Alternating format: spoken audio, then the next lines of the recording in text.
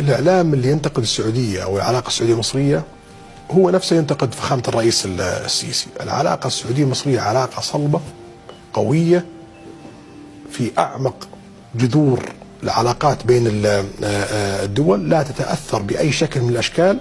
تاريخ مصر والسعودية دائما تقف مع بعضها في كل الظروف وفي كل الأوقات، ولن يتغير هذا الشيء.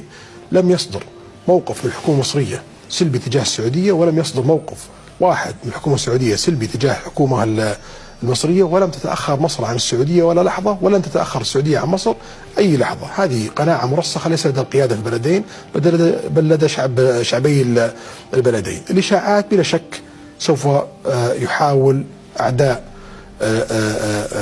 المملكة العربية السعودية أو مصر خلقها بشكل أو آخر، سواء من الدعاية الإيرانية أو الدعاية الإخوانجية لإحداث شرخ بين العلاقة السعودية والمصرية. القيادة في البلدين لا تلتفت لهذه المحاضرات وهذه التفاهات.